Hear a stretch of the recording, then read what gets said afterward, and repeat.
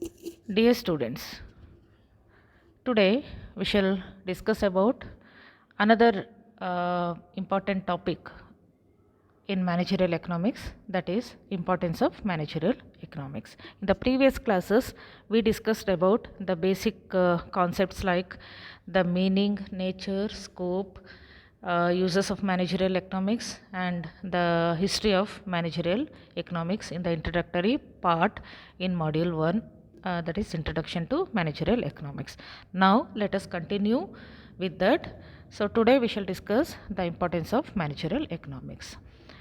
After understanding the meaning, nature and scope of that, again we have to discuss about the importance, where the economic principles, the application of economic tools and principles we can see in various fields and sectors. So where it starts with business planning and forecasting. So before we apply the tools and principles of economics, we have to plan and forecast. So with respect to different areas or parameters of or factors of economics like demand, supply, then about market, product, then production function, then cost analysis, pricing strategies, what is cost, where we discuss about different types of cost. So to apply that we have to plan. So that is called as business planning. So there we can see the importance of managerial economics, followed by analyze cost and production level. So once we analyze the demand and supply of a particular product or sector or industry, then we have to analyze the cost and production of that particular product. There we will be using the principles of managerial economics, and again its application we see in formulating pricing policies, followed by managing where it helps to manage profits, and also in capital management, estimation of product demand, in analyzing the market structure, profit estimation and planning and control of capital expenditure. So these are the few points so which highlights the importance of managerial economics. So now to proceed with this, now we have another concept, that is microeconomics and macroeconomics. Let us understand the difference between microeconomics and macroeconomics. The two different conceptual approaches of the study of economics. So these two are considered as the different conceptual approaches, where the microeconomics and macroeconomics studies the phenomena related to goods and services from the perspective of individual decision making entities, that is households and businesses, whereas macroeconomic approaches they are the same phenomena at an aggregate level. Say for example the total consumption and production of a region. The same tools and principles will be applying maybe at national level or to a particular nation, so that we call as microeconomics. Now let us understand the difference between these two by considering few factors. So because this is an important concept in the introduction of managerial economics, so we have to clearly know the difference between micro and macro economics. The first point is, it is the study of individual economic units of an economy, whereas the macroeconomics is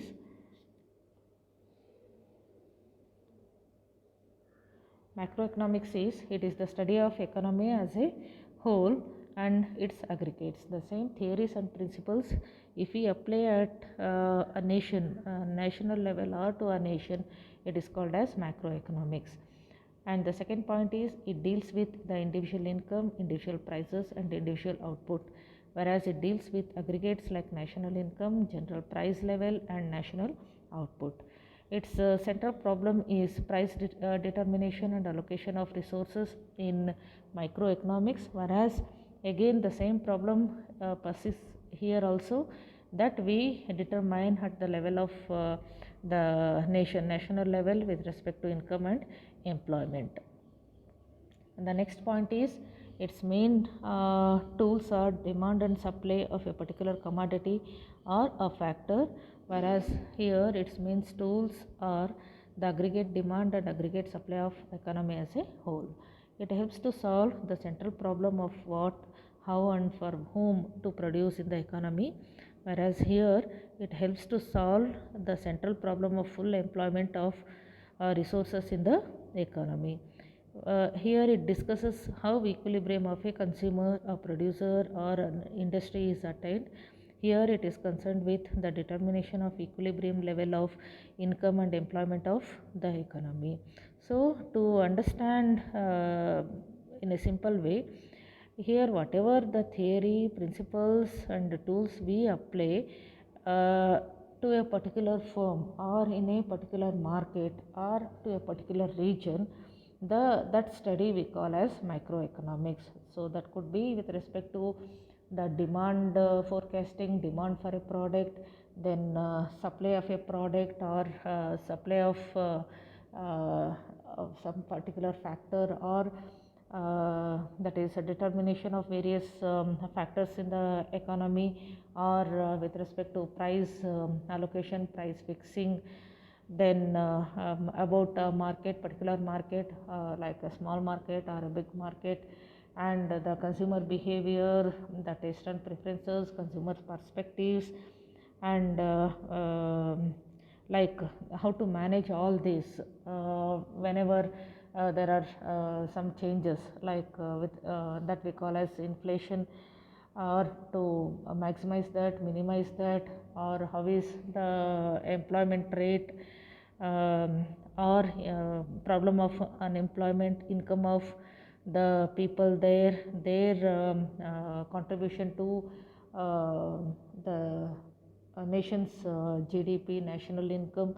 So all this we will be discussing when we study to a particular area or region or to a firm. It is called as microeconomics. The same whenever we apply, we study as a whole, the nation as a whole, it is called as macroeconomics. So that is the major difference between these two. The same to make you people more clear, here we have a representation which clearly tells us the differences between these two in microeconomics. So as we discussed, where we study about a market, particular region's market, and the effect of prices of goods, so that is being sold in that market, and the labor market, how is the consumer behavior in that for that market, for various goods that is sold or available in the market, and supply of the good. So maybe sometimes the demand for a particular product may increase, so the prices also may increase, and the supply, how to analyze the supply, or how the particular good will be supplied during that time because of a sudden change in the demand for that product. So that is called as microeconomics. Whereas in macroeconomics, we study by considering the same points, but how these play or act with respect to their contribution to GDP, and how they influence the inflation of a nation, and with respect to employment or unemployment rate, aggregate demand, capacity of income, capacity of economy, like that. So such a study we call as macroeconomics. Any research that is being taken up or study that is being taken up to know all this, so that is called as macroeconomics. Now let us understand the role of managerial economics. The role we can see as it studies the business environment, production in where we can see the role in production scheduling, in controlling cost, in setting price, and in bringing coordination in investment analysis. Now let us study the role and responsibilities of managerial economists. An economist is a person who takes up the study of the economics to analyze its influence, or to calculate or to determine the various applications of that in forecasting the various factors No, so we will be having a person. So he or she is called as an economist, where their roles and responsibilities lies with respect to studying business environment, analyze operations of business in demand forecasting and estimation, production planning, economic intelligence, in performing investment analysis, focuses on earning reasonable profit, in maintaining better relations. Now, let us know about again one more important concept, that is a firm and industry. What is a firm and what is an industry? So this will be knowing as a management students. We many times we heard about these two words, or we have used these two words. Now let us again to proceed with that. Let us understand clearly what is a firm, what is an industry. A firm always refers to a business unit, that is an enterprise undertaking the production of a commodity, whereas the term industry refers to a group of firms engaged in the production of homogeneous goods. So, say for example, you take an automobile industry, a textile industry, a chemical industry, a food industry, a plastic industry, or fertilizer industry, where a group of firms as competitors will be acting there, where they are engaged in different kinds of activities like production, sales, and supply, demand, and all. So, such group of firms we call as industry, where they are engaged in producing similar type of goods related to a particular product. So, that we call as an industry. Whereas a firm is a typical place, an enterprise which again engaged in production activity, where it takes up some production cycle of a product, so that we call as firm. Now let us understand the objectives of a firm. So there are multiple of objectives we see in a business firm, such as profits, sales maximization, increasing market shares, building a good business reputation, financial stability and liquidity, then maintenance of good labor relations, job satisfaction, then leisure and peace of mind.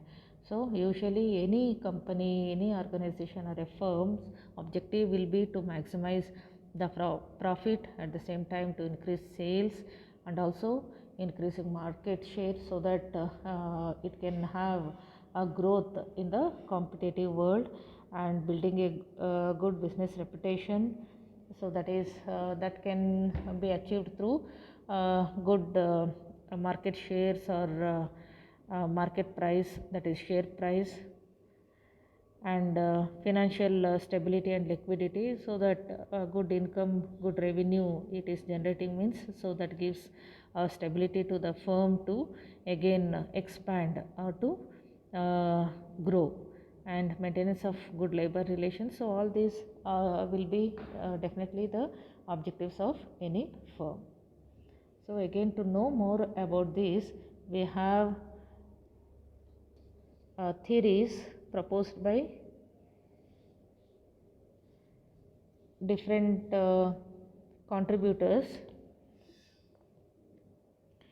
It is called as theory of firm. The firm's basic objective is to produce and distribute goods and services. The firm also earns profit by achieving these objectives. The concept of firm plays a very crucial role in the theory and practice of managerial economics. The behavior of firm is usually analyzed in the context of a business model or an economic model. The basic economic model of business enterprise is called as theory of firm. The reasons for existence of a firm means, these are the reasons for the existence of a firm, because it wants to grow, it wants to make some profit, it wants to be identified in the society, it wants to contribute something to the people, to the society, to the nation, and the major constraint on the operation of the firms. Again, definitely a firm will have some challenges and also limitations every day because of the shortcomings or the unexpected changes that arises in the market, maybe because of people or because of competition, so that it has to face. So this is called as a theory of firm. Now the same theory, when it is been represented in a different way as per the perspective of different people, and the same is being proposed by them in the form of a model. So that is called as economic model. An economic model is a simplified version of reality that allows us to observe, understand, and make predictions about economic behavior. The purpose of a model is to take a complex real world situation and pare it down to the essentials. That is, again, matching that with the need of an individual. It can be called as an economic model. If designed well, a model can give an analyst a better understanding of the situation and any related problems. A good model is simple enough to be understood while complex enough to capture key information. That is, sometimes economists use the term theory instead of a model. Strictly speaking, a theory is more abstract representation, while a model is a more applied or empirical representation. Often the models are used to test theories. So in this course, however, we'll use the term interchangeably. So wherever it is required, we call that as a theory, and wherever we see the application of particular theory, we call that as a model. So this is called as an economic model. So here again we have some other representation to call that as an economic model, where you are seeing some representation in the form of a graph, in the form of a picture, in the form of some message communication. So maybe in terms of policies, practices, in framing that, in designing that policies, we apply models. So such economic models are simplified representations of economic phenomena. Models show the relationship between economic variables in order to explain economic phenomena. They allow the diagnosis of economic phenomena and the forecast of future behavior of variables, and also they allow the design of economic policies. So this is as per means the study taken up by Mundanopedia.com. So one more hypothetical construct that embodies economic procedures using a set of variables in logical and or quantitative correlations, that also we can call as an economic model. We look at different types of behavior of firms in relation to the market in which they operate and the nature of competition in different markets, that is with respect to cost, revenue and profit. Then perfect competition, monopoly. Again we have different types of market that we call as monopolistic market, monopoly market, oligopoly market, oligopolistic market, and where we see again price discrimination. The study about all this and price fixing in these markets with respect to different context will be studying. So here also we will be using economic models. So in today's class we discussed about importance of managerial economics, then difference between micro and macroeconomics, then difference between firm and an industry with some examples, and what is an economic model, the theory of a firm, and difference between a theory and a model, and different representations. In the next class we shall discuss about the various theories proposed by different authors.